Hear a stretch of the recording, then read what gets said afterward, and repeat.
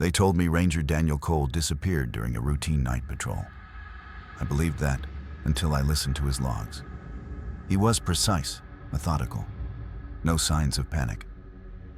But the recordings don't line up with his GPS. According to the tracker, he never left the access road. His voice says otherwise.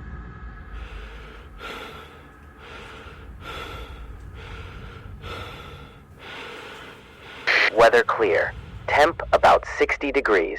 Moving west toward the ridge line. Got some kind of light up ahead. Looks like a small campfire. I'll check it out. It sounded routine. No urgency, no alarm. But that sector had been closed since spring. Mudslide risk, no public access. No one was supposed to be there. I can see multiple lights now. 4, maybe 5. Evenly spaced. Like tents around a central fire. He zooms in, breathes into the mic. You can hear branches brushing his jacket. Then a pause, 5 seconds of absolute silence. Weird. Lights just blinked out. No smoke, no glow. They were right there a second ago. He keeps walking, calm, focused. The crunch of boots on leaves, measured steps. No rush. Then, reach the slope. Ground's cold. No ashes. No footprints. Nothing burned. Wait, there's something in the center. Stones stacked, maybe a foot high. Vines woven between them. Almost looks like a pattern. The audio distorts when he moves closer. You can still hear him, quieter, uncertain. Doesn't look natural. Not recent either. No reason for anyone to build this out here. He takes photos, gives coordinates. I check them later. They pointed to an open patch of ground barely 50 yards wide, surrounded by thick pine. No cleared camps, no trails. The satellite image showed nothing. In the background of the log, there's a low static hum, not interference, more like a vibration carried through the mic, steady and dull. Cole doesn't mention it. He just says, Heading back east. I should be near the trail, but it's quieter than it should be. No insects, no wind now. He sounds a little out of breath, but not scared. His boots scrape on something, maybe rock. Then he stops again. Hold on. I think I'm circling back. I can see the same pile. I swear I walked straight out. The file ends abruptly. No radio check, no sign-off. His truck dashcam shows him leaving base at 9:30 p.m. It never records his return. The following morning, a search team found nothing. No campsite, no tracks. Not even tire marks where he said he parked. But at 2:17 a.m., the system automatically logged a new file from his recorder. Same sector, same voice. Moving east toward the ridge line. Lights on the ridge. Looks like a camp. I'll go take a look. Same words, same tone, same lights. Lights are fading. They were right on the ridge line a second ago. Now they're gone. No movement. No smoke. I'm about 50 yards from where they should be. Ground soft. Uneven. There's an open patch here. Looks like a campsite, but nothing set up. The mic picks up faint wind and the crunch of boots through leaves. He sounds calm, focused. No tension, no confusion, just observation. Something on the ground. White pieces. Looks like animal bones. Small ones. Ribs. Spines. Skull fragments maybe. Arranged in a shape. Spiral? Hard to tell from here. Taking photos. Marking coordinates. I paused the file and checked the data. The coordinates he read aloud put him 2 miles east of his previous location. But the system log attached to the file, his unit's automatic GPS stamp, placed him exactly where he was before. Same point, same elevation, same radius, within a meter. Formation looks deliberate. Center spiral, ribs pointing outward like spokes. Doesn't look like any natural scatter pattern. No sign of scavengers or recent disturbance. Bones are dry. Been here a while.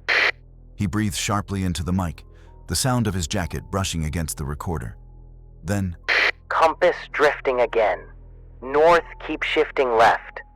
Signals unstable. Might be terrain interference. Moving downhill to reorient. the recording clicks. A faint pop of static. His breathing grows louder, slower, as if the air thickened.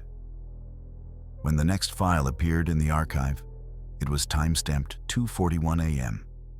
No transition, no sign-off. Just another entry. Moving east toward the ridgeline. Lights on the ridge. Looks like a camp. I'll go take a look. Same tone, same words, same inflection. The only difference was the timestamp. 18 minutes later. And again, the coordinates in his voice log didn't match the ones in the system. By his words, he was moving east. By the data, he had never moved at all. That's when I knew something was wrong. Not with the equipment, but with the sequence itself. Every log began the same way, as though time inside that forest was folding in on itself. And Daniel Cole was walking in circles he could no longer see. By morning, the park servers had finished syncing the patrol archive. 12 audio files, all time-stamped between 10:41 p.m. and 5:06 a.m. And every single one began the same way. Moving east toward the ridge line. Lights on the ridge. Looks like a camp. I'll go take a look. Each time, he read out new coordinates. Different compass bearings, even barometric pressure and humidity shifted. But the embedded GPS tag never changed. Cole had been standing in the same clearing for more than 6 hours, speaking as if each report described a different place. I listened through the first few logs, then the next, then all 12. By the end, it felt like the air itself was looping. The same wind, the same cadence of boots on leaves, over and over, as though time in that forest refused to move forward. By the third file, faint metallic taps began appearing beneath the wind noise. By the sixth, a slow shuffle, not his. Something moving just beyond the mic's range. By the eighth, his voice grew heavier, strained, and between phrases, he whispered, not to the recorder, but to someone near him. No tense, bones again. Maybe another marker. Can't be the same. Can't be. Those words were never logged in his report. The system caught them anyway, faint, buried under static, like fragments from a dream that never ended. At 5:06 a.m., a final file appeared. No patrol number, no label. Just RECEND.TMP. It began with silence, 12 full seconds. Then came breathing, slow, uneven, right against the mic. A scrape of metal, a faint creak, like an old lantern swinging. And then his voice. Moving east toward the ridge line. Lights on the ridge. Looks like a camp. I'll go take a look.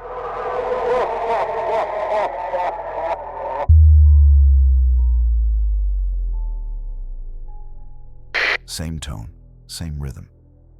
But the last words dragged out, warped as if the air had thickened around them. Static rose like a tide, carrying something else with it, a wet, ragged laughter. Not human.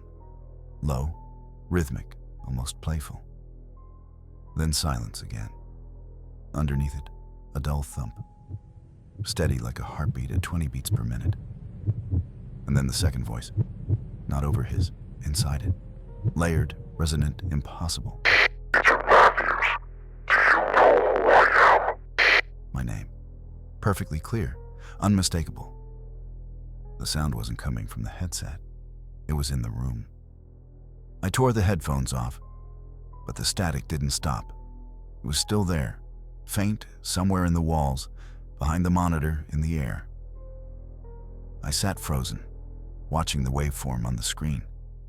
A pulse that should not have existed. Finally, I stood, crossed to the sink, and turned on the tap. The water came out cloudy, smelling of metal. My hands shook so badly that droplets splashed the mirror. For a moment, I couldn't look up. Then I did. And the man staring back at me had hair the color of ash, every strand bone white. If this story unsettled you, leave a like and let the shadows know. Subscribe for more tales you shouldn't hear after dark. And if you've seen something you can't explain, tell us in the comments. We're always listening.